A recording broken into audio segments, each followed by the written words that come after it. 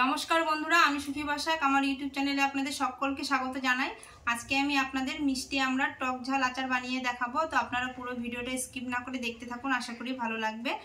আর যারা নতুন বন্ধুরা এখন পর্যন্ত আমার চ্যানেলটি সাবস্ক্রাইব করেননি তাদের কাছে অনুরোধ, প্লিজ আমার চ্যানেলটি সাবস্ক্রাইব করে দিয়ে আমার পাশে থাকবেন। আর এই মিষ্টি আমড়াগুলো কিন্তু আমাদের বাড়ির গাছের, এর আগে আপনারা দেখেছেন মিষ্টি আমরা পেরে আপনাদের আমড়া মাখা করে দেখিয়েছি। এখানে আমি দেখুন 1 কেজি মিষ্টি আমরা নিয়েছি, আর এই আমড়াগুলো কিন্তু আমাদের গাছের। আর এখানে কি কি মশলা নিয়েছি, 1 চামচ ধনে, 1 চামচ জিরে, 1 চামচ নিয়েছি মেথি, 1 চামচ কালো জিরে, 1 চামচ নিয়েছি মৌরি, আর এখানে নিয়েছি 4-5টা শুকনো লঙ্কা। বন্ধুরা, এখন আমি আমড়াগুলো বটি দিয়ে ভালো করে ছিলে নেব।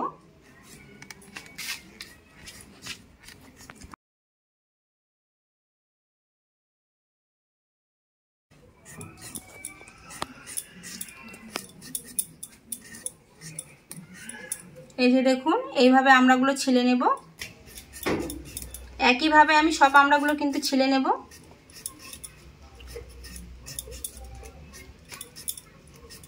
দেখুন বন্ধুরা, আমড়াগুলো কিন্তু সব আমার ভালো করে ছেলা হয়ে গেছে।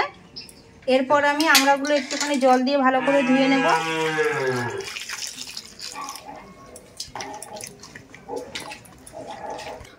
ভালো করে আমড়াগুলো জল দিয়ে ধুয়ে নিয়েছি। এরপর বটিতে কিন্তু কেটে নেব।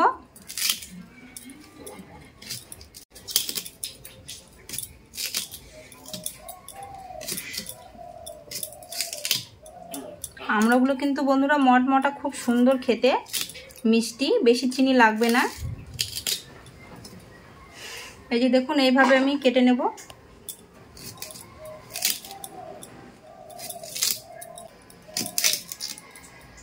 বন্ধুরা, একইভাবে কিন্তু আমি সব আমড়াগুলো কেটে নেব। আপনারা চাইলে কিন্তু এই মিষ্টি আমরা আঠিগুলো ফেলে দিতে পারেন, আমি কিন্তু এগুলো সহকারে দেব, তাহলে চাবাতে খুব ভালো লাগে। দেখুন বন্ধুরা, এক এক করে কিন্তু আমার সব আমড়াগুলো কাটা হয়ে গেল। বন্ধুরা, এবার আমি উনুনটা ধরিয়ে নেব।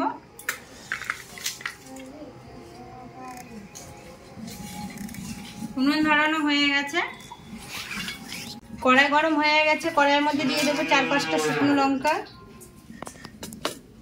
শুকনো লঙ্কাটা আগে কড়াইয়ের মধ্যে ভেজে নেব হালকা করে। শুকনো লঙ্কাগুলো হালকা করে কিন্তু আমি ভেজে নিয়েছি। এরপরে এখানে সব গোটা মশলাগুলো একসঙ্গে দিয়ে দেব, দিয়ে ভেজে নেব।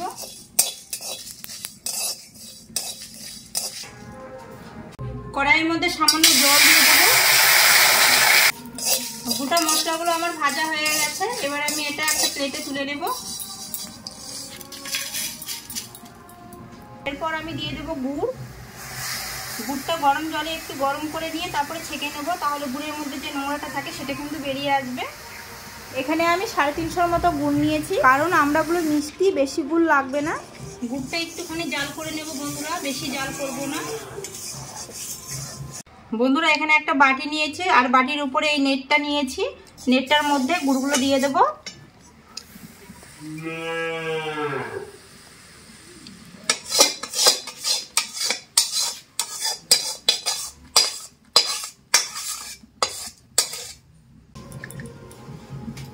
দেখুন বন্ধুরা, গুড়গুলো কিন্তু আমি ছেঁকে নিয়েছি, আর গুড়ের মধ্যে যে দেখুন অনেক কালো কালো নোংরা আছে, এগুলো কিন্তু বেরিয়ে আসলো। আর এগুলো কিন্তু আচারের মধ্যে থাকলে খেতে ভালো লাগে না আচারটা। এরপর কড়াইয়ের মধ্যে দিয়ে দেবো সরিষার তেল, একটা দিয়ে দেবো শুকনো লঙ্কা, দিয়ে দেবো 1 চামচের মতো পাঁচফোড়ন। পাঁচফোড়নটা একটু ভাজা ভাজা করে নেব। পাঁচফোড়নটা ভাজা ভাজা হয়ে গেছে। এরপর দিয়ে দেবো কেটে রাখা আমড়াগুলো।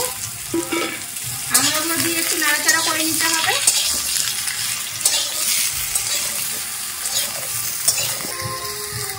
এরপর দিয়ে দেবো 1 চামচের মতো লবণ, আর একটু দেবো 1 চামচের মতো হলুদ, আর 1 চামচের মতো দিয়ে দেবো লাল লঙ্কার গুঁড়ো।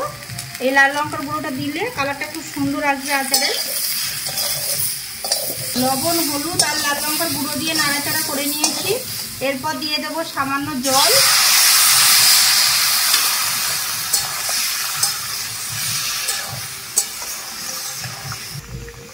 এরপর ঢাকা দিয়ে 4 থেকে 5 মিনিট একটু আমড়াগুলো সেদ্ধ করে নেব। বন্ধুরা, এরপর আমি আমড়াগুলো উনুনে সেদ্ধ হবে। আর এখন আমি এই মশলাগুলো শিলপাটা থেকে ভালো করে বেটে নিয়ে আসবো। ভেজে রাখা মশলাগুলো শিলপাটায় ভালো করে গুঁড়ো করে নিয়েছি দেখুন, আর আধা ভাঙ্গা করে রেখেছি। আর এরকম করে গুঁড়ো করলে আচারের মধ্যে দেব আর মুখে পড়বে, খেতে ভীষণ ভালো লাগে। এরপর আমি ঢাকাটা তুলে দেখব। 4-5 মিনিট পর আমি ঢাকাটা তুলে নিলাম, আর দেখুন আমড়াগুলো কিন্তু সেদ্ধ হয়ে গেছে। দেখুন বন্ধুরা, আমড়ার মধ্যে যে জলগুলো ছিল সেগুলো কিন্তু সব শুকিয়ে গেছে, আর আমড়াগুলো সেদ্ধ হয়ে গেছে। এরপর আমি গুড়টা দিয়ে দেব।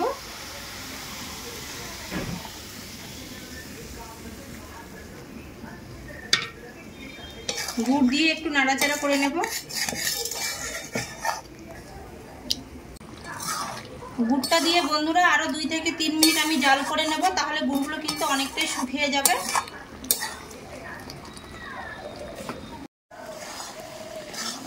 দেখুন বন্ধুরা, গুড়টা কিন্তু অনেকটাই কমে গেছে, আর আমার আমড়ার আচার কিন্তু হয়ে গেছে। আর এই আচারগুলো কিন্তু বেশি গলাবো না, মানে একদম মুরব্বার মতো লাগবে খেতে। ভেতরে কিন্তু সেদ্ধ হয়ে গেছে, এই যে দেখুন। আর আচারটা দেখুন দেখতে কত সুন্দর লাগছে। এরপর আমি দিয়ে দেব গুঁড়ো মশলাগুলো। গুঁড়ো মশলাটা দিয়ে নাড়াচাড়া করে আমি নামিয়ে নেব। বন্ধুরা, আর একটা কথা, এই আচারের মধ্যে সামান্য কিন্তু একটু ভিনিগার দিয়ে দিলে অনেক দিন পর্যন্ত সংরক্ষণ থাকবে। আমি বেশি দিন রাখবো না, সেই জন্য আজকে ভিনিগার দিলাম না। দেখুন বন্ধুরা, আচারটা একদম মাখো মাখো হয়েছে, আর এরকম আচার কিন্তু খেতে ভীষণ ভালো লাগে। এরপর আমি কড়াইটা নামিয়ে নেব। আচারগুলো প্লেটে তুলে নেব। আর দেখুন বন্ধুরা, টক ঝাল মিষ্টি আমড়ার আচার কত সুন্দর হয়েছে, একদম মুরব্বার মতো লাগছে। আমি কিন্তু আমড়াগুলো বেশি সেদ্ধ করিনি, বেশি সেদ্ধ করে গলে গেলে কিন্তু একদমই ভালো লাগে না। আমড়ার আচার দেখে কার কার জিভে জল চলে এলো বন্ধুরা, অবশ্যই কিন্তু আমাকে কমেন্টে জানাবেন।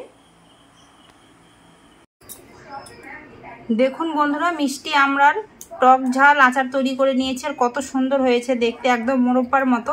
এগুলো কিন্তু এরকম থাকলেই খেতে ভালো লাগে, কারণ আমড়াগুলো তো খুব একটা টক না, মিষ্টি। আর মশলাগুলো দিয়েছি আধা ভাঙ্গা করে, মুখে পড়বে, খেতে কিন্তু বন্ধুরা ভীষণ ভালো লাগে। বন্ধুরা, আজকের আমড়ার আচার রেসিপিটা আপনাদের কেমন লেগেছে অবশ্যই কিন্তু কমেন্টে জানাবেন। আর এইভাবে একবার মিষ্টি আমড়ার আচার তৈরি করে খেয়ে দেখবেন, খেতে কিন্তু ভীষণ ভালো লাগে। তো রেসিপিটা ভালো লাগলে অবশ্যই কমেন্টে জানাবেন, শেয়ার করে দেবেন, আর আমার চ্যানেলটি সাবস্ক্রাইব করে দিয়ে পাশে থাকা বেল আইকনটা অবশ্যই প্রেস করে দেবেন, তাহলে আমি যখনই নিত্য নতুন ভিডিও ছাড়বো সবার আগে আপনাদের কাছে পৌঁছে যাবে। আজকের মতো এই পর্যন্ত, আবার দেখা হবে অন্য কোনো রেসিপিতে। আপনারা ভালো থাকবেন, সুস্থ থাকবেন, সাবধানে থাকবেন। নমস্কার।